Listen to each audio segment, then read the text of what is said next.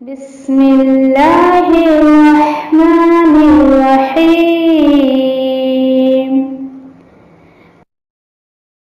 القرآن حیاتی. The Quran is my life, the way to connect with Allah subhanahu wa ta'ala.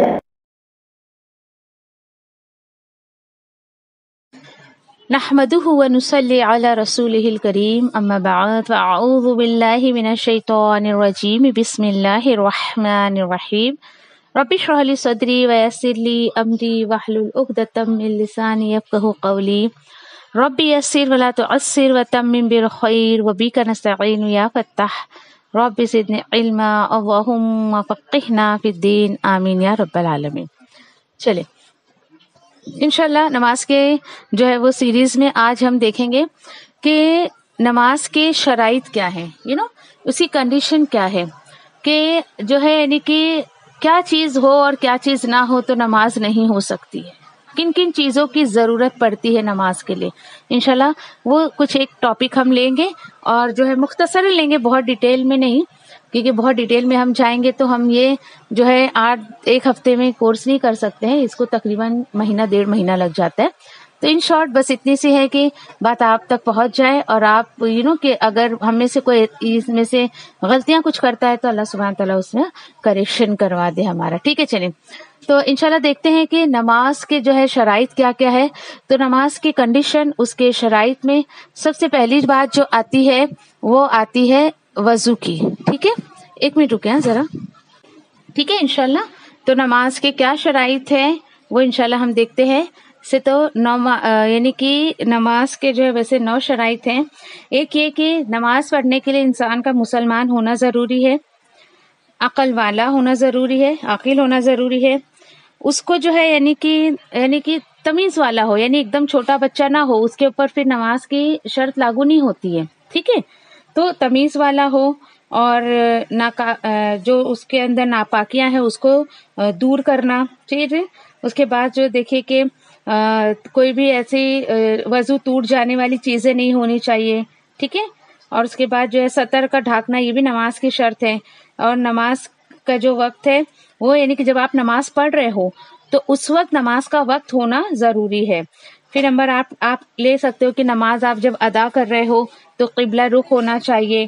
اور پھر آپ جو ہے وہ نماز پڑھ رہے ہو تو آپ کی نیت صاف ہونی چاہیے کہ ہاں بھائی میں اللہ کی رضا کے لیے جو ہے وہ نماز پڑھنے جا رہا ہوں. ٹھیک ہے، تو ایسے کچھ 9 کنڈیشنز ہیں.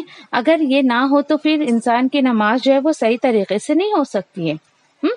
یعنی کہ اگر ان میں کوئی ڈسٹربنس ہوا، یہ جو میں نے آپ کو 9 چیزیں بتائی ہیں، تو یہ نماز کا عمل صحیح طریقے سے نہیں ہو سکتا ہے. ٹھیک ہے، اوکے. پھر اس کے بعد دیکھیے کہ اس کے بعد سب سے بڑی چیز جو ہے کہ وضو کے بغیر نماز نہیں ہوتی ہے. الحمدللہ ہم سبھی کو پتہ ہے نا، آپ صلی اللہ علیہ وسلم نے کہا کہ جس کی وضو نہیں اس کی نماز نہیں. تو بغیر وضو کی نماز پڑھنے والے کی بھی جو ہے وہ نماز نہیں ہوتی ہے. اور وضو کا حکم کیا ہے کہ ہر اعضاء کو جس طریقے سے آپ صلی اللہ علیہ وسلم نے سکھایا ہے وہ تمام اعضاء کو اسی طریقے سے دھونا. ٹھیک ہے، یعنی اچھے طریقے سے جو ہے وہ وضو کرتے ہوئے دھونا. اور کیونکہ دیکھیے کہ آپ صلی اللہ علیہ وسلم کے قول کے مطابق کہ جب بندہ جو ہے یعنی کہ ابھی سمجھ فار ایگزامپل ہم نے ظہر کی نماز پڑھی، اوکے، اب ہم عصر کی نماز کے لیے وضو کریں گے نا، تو ظہر اور عصر کے بیچ میں جو ہم سے جو چھوٹے چھوٹے گناہ ہوئے ہیں تو اللہ سبحانہ تعالیٰ اس کہ اپنے فضل سے، وضو کی فضیلت یہ ہے کہ اپنے فضل سے اللہ سبحانہ تعالیٰ صغیرہ گناہوں کو معاف کر دیتے ہیں الحمدللہ.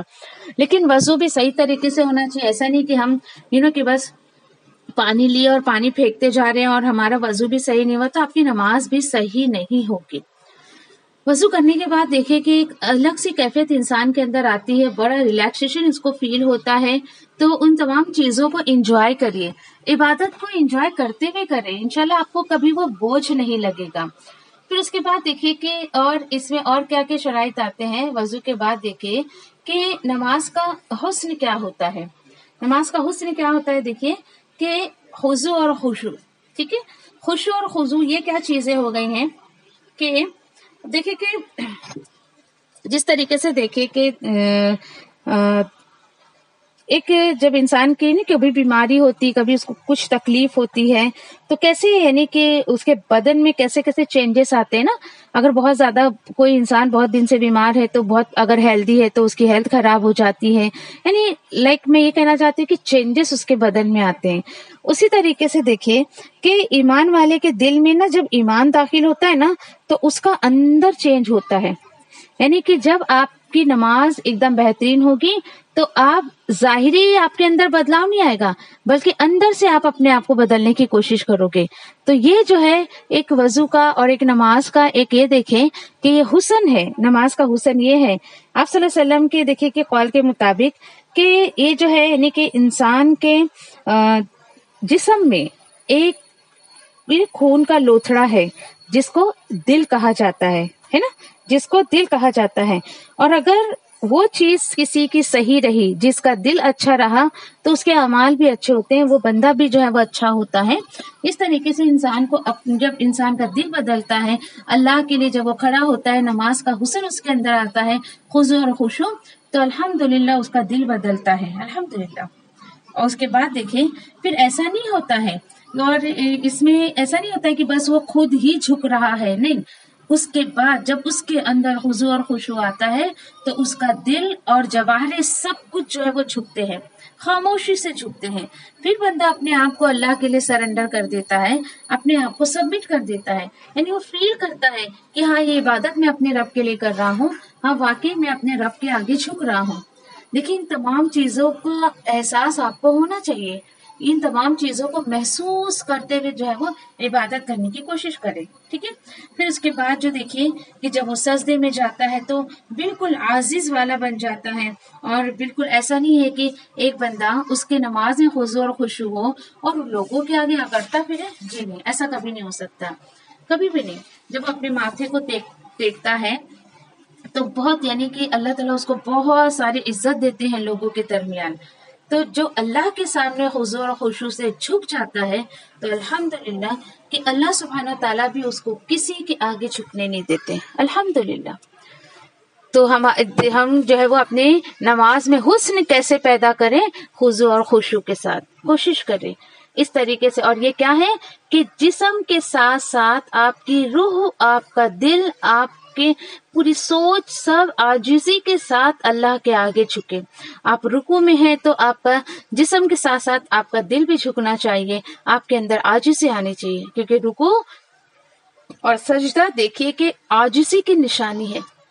ایک بندہ جب واقعی اللہ کے آگے جھکتا ہے تو وہ بندوں کے آگے بھی عاجزی کرتا ہے کہ ہاں میرے اندر جو ہے انسانیت ہے، یا میں اللہ کا بندہ ہوں، یا اس طریقے سے.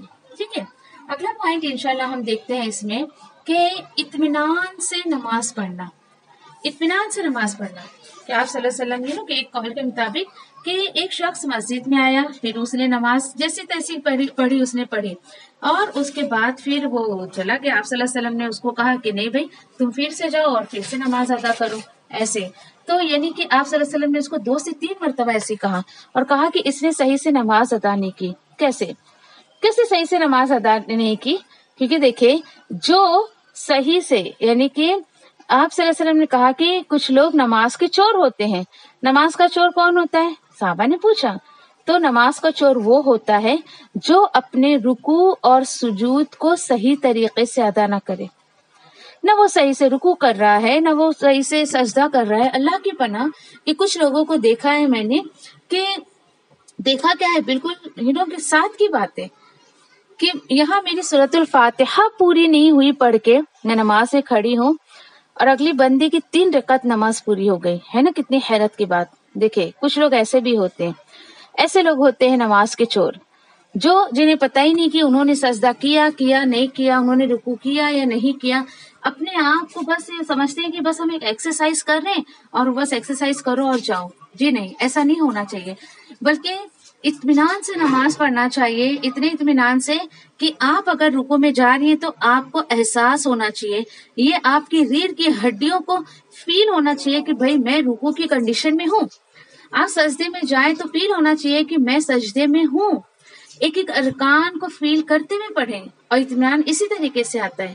اور دوسرے کیا طریقہ ہے کہ کس طریقے سے اطمینان کی نماز ہم پڑھ سکتے ہیں کہ ایک ایک لفظ کو ہم بہت اچھے سے تجوید کے ساتھ اور کہ صحیح مخرج کے ساتھ جو ہے وہ ادا کرنے کی کوشش کریں. جب ہم اس طریقے سے کرتے ہیں نا تو الحمدللہ خود بخود جو ہے وہ ہمارے اندر جو ہے یعنی کہ اطمینان آ جاتا ہے نماز میں. آپ ایک بار کر کے دیکھیں، ایک بار تو آپ اس طریقے سے نماز پڑھ کے دیکھیں، آپ کو ایسا لگے گا اس سے پہلے زندگی میں میں نے کبھی ایسی نماز نہیں پڑھی ہے. تو انشاءاللہ عمل کی توفیق اللہ سے مانگے، کیونکہ اس وقت اللہ سبحانہ تعالیٰ کی محفل میں آپ ہیں انشاءاللہ. ٹھیک ہے. اچھا، پھر اس کے بعد دیکھیں کہ پھر وہی بات ہے نا کہ خوبصورتی، نماز میں خوبصورتی کیسے پیدا کرے نا، کیسے. تو آپ کو دیکھیں کہ بالکل یعنی آپ جب نماز کے لیے کھڑے ہوں اور اس کے بعد جو ہے یعنی کہ آپ کو یہ فیل ہونا چاہیے کہ میرا رب مجھے دیکھ رہا ہے. اور چلو یہ تو ہم نہیں کر سکتے تو کم سے کم یہ تو ہے ہی کہ یہ فیل ہونا چاہیے کہ میں میرے رب کو دیکھ رہی ہوں. حسن جس کو کہا تھا، لیکن یہ تو پاسبل نہیں میں میرے رب کو دیکھوں.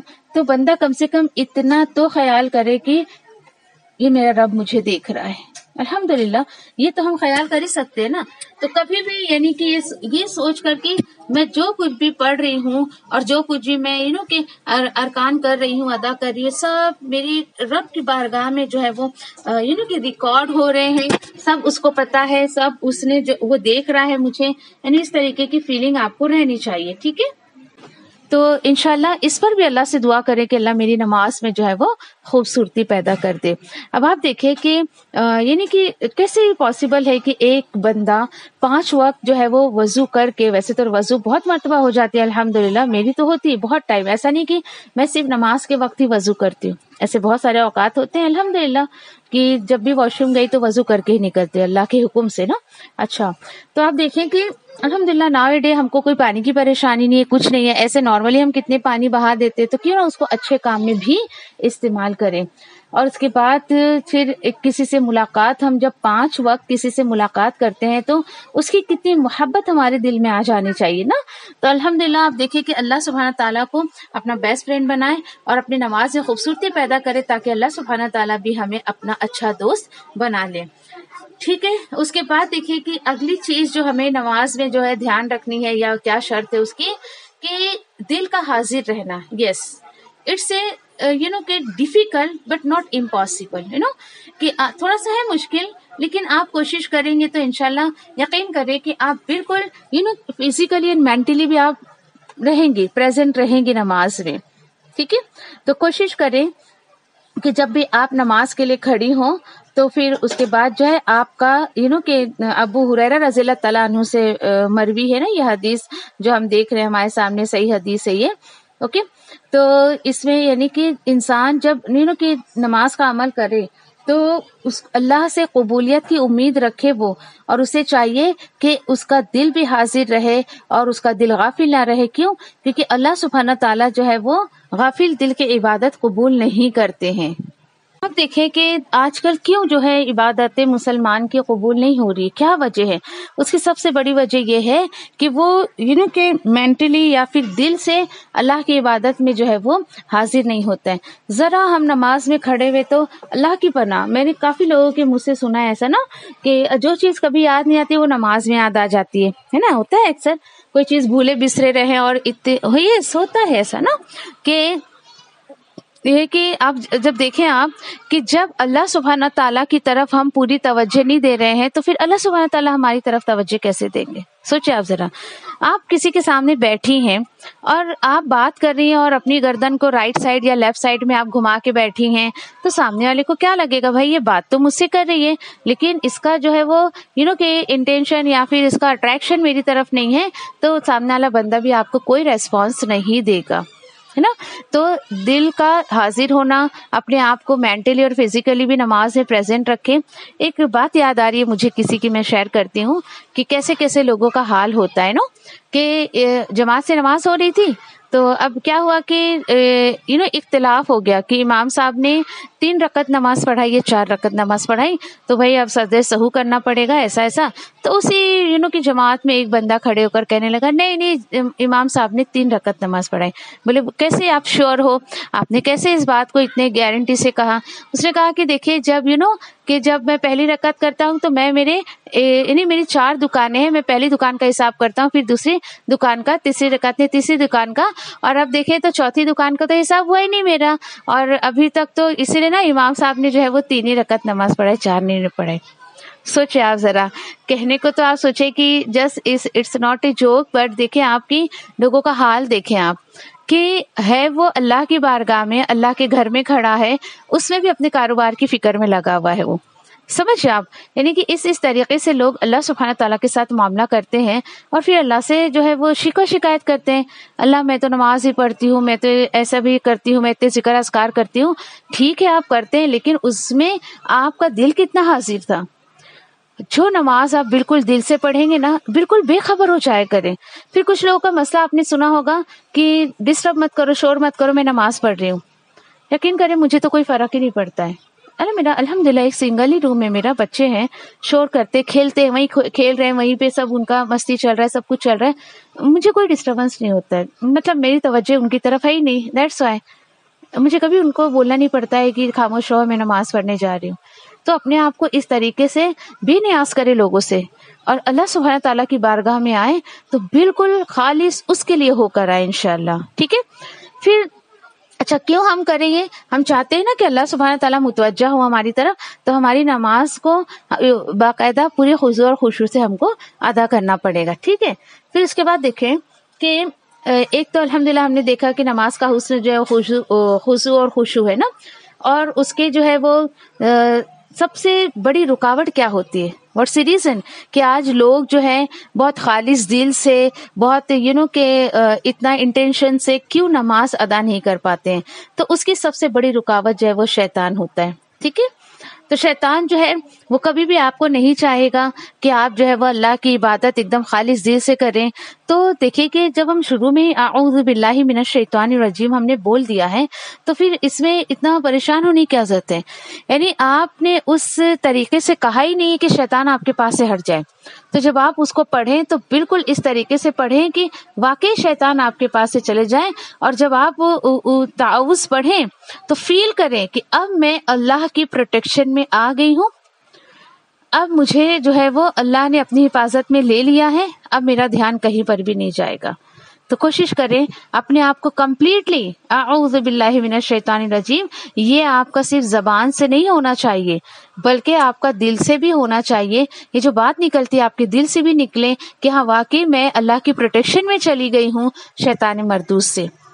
کیونکہ جب تک آپ جو ہے وہ بالکل یعنی انٹینشن سے آپ نہیں پڑھو گے تو مشکل ہے کہ کوئی چیز آپ کے ہاتھ لگے. چلیں پھر اس کے بعد جو ہے وہ پھر ایک سوال آتا ہے بھائی کیسے ہم خضوع اور خشوع سے نماز پڑھیں نا، کیسے پڑھیں اور کیسے ہم پیدا کریں اپنے اندر. تو ایک بہت آسان سا طریقہ بتاتی ہوں، کوئی مشکل طریقہ نہیں ہے، بہت آسان سا طریقہ انشاءاللہ اگلے کچھ لیکچرز میں ہم لینے والے ہیں. کہ جب دیکھیں آپ کے فار ایگزامپل ابھی آپ لوگوں کی توجہ میری طرف ہے اور میں آپ سے پوچھوں کہ کیا ریزن ہے جو آپ کی توجہ میری طرف ہے، وجہ کوئی بتائے گا مجھے؟ چلیے بتائیں. کیونکہ جو میں آپ سے بول رہی ہوں میں آپ کی لینگویج میں الحمدللہ بات کر رہی ہوں، میں اس لینگویج میں بات کر رہی ہوں جو آپ کو سمجھ آ رہی ہے یا پھر آپ کو بات سمجھ آ رہی ہے، اس لیے آپ کا کنسنٹریشن، آپ کا دھیان میری طرف ہے. بس اتنا سمجھ لیں. آپ نماز میں اپنے دھیان کو لگانا چاہتی ہیں، خضوع پیدا کرنا چاہتی ہیں تو نماز کو سمجھ کر پڑھنا شروع کر دیں آپ. ٹھیک ہے. جب آپ نماز کو سمجھ کر پڑھنا شروع کر دیں گے نا انشاءاللہ آٹومیٹکلی آپ فیل کریں گی کہ ہاں پہلے سے بہتر میری نماز ہو گئی ہے، اب میرا دھیان نماز سے کہیں نہیں ہٹتا ہے. ایک ایک ارکان کو سیکھنے کی کوشش کریں، ایک ایک لفظ جو نماز میں ذکر اذکار اس کے ہیں اس کو سمجھ کر پڑھنے کی کوشش کریں. اور جب ہم سمجھ کر پڑھتے ہیں نا تو الحمدللہ خود بخود جو ہے ہمارا پورا دھیان، پوری توجہ نماز میں ہو جاتی ہے نا. ابھی فار ایگزامپل آپ الحمدللہ رب العالمین آپ اس کو سمجھ گئے، تمام تعریفیں اللہ کے لیے ہے. الرحمن الرحیم آپ کہہ رہی ہیں کہ وہ رب، یعنی تمام تعریفیں اس رب کے لیے تو جو تمام جہانوں کا رب ہے. اس اللہ کے لیے تمام تعریفیں ہیں اور جو رحمان اور رحیم ہے. فوراً اگلا جملہ ٹرانسلیشن آپ کے دماغ میں آ گیا، اب مجھے یہ پڑھنا ہے، اب مجھے یہ پڑھنا ہے. اس طریقے سے کیا ہوتا ہے، اسٹیپ بائی اسٹیپ جب ہم چیزوں کو سمجھتے ہیں الحمدللہ خود بخود ہمارے ذہن میں باتیں آتی رہتی ہیں اور ہمیں نہ کسی کی کوئی بات سننے کا چانس ملتا ہے اس میں نماز میں، نہ دھیان بھٹکنے کا. کر کے دیکھیں آپ انشاءاللہ. ٹھیک ہے، آپ کو بڑا مزہ آئے گا نماز پڑھنے میں انشاءاللہ. ٹھیک ہے. اچھا، پھر اس کے بعد دیکھیں کہ نماز پڑھتے وقت بھی اور جب ہمارے اندر خضوع اور خشوع آتا ہے تو اس کا الٹیمیٹ کیا ملتا ہے، ہم نماز پڑھتے وقت بہت زیادہ کیئرفل رہتے ہیں. کیوں؟ تاکہ کوئی غلطی ہم سے نہ ہو جائے. اب بھائی میں نے یہ پڑھا، اس کے بعد تو مجھے یہ پڑھنا تھا، میں نے تو یہ پڑھ دیا، تو غلطی کے چانسز نہ کے برابر ہوتے. اتنا سمجھ رہے ہیں آپ، بہت چانسز اتنے نہ کے برابر رہتے ہیں نا کہ بندہ پھر کم غلطیاں کرتا ہے. ٹھیک ہے. اور اس کے بعد دیکھیں کہ یہاں پر ایک بہت خوبصورت دعا سکھائی گئی ہے. آپ لوگ جو ہے وہ اس کو پڑھ لیں اور پھر اس کو جو ہے وہ اپنے دعا میں شامل کریں. ٹھیک ہے. نبی کریم صلی اللہ علیہ وسلم سے ثابت ایک دعا ہے کہ آپ اپنی نماز میں خشوع کیسے پیدا کر سکتی ہیں. اللہم انی اعوذ بک من علم لا نافع ومن قلب لا یخشع ومن نفس لا تشبع ومن دعوت لا یستجاب لها.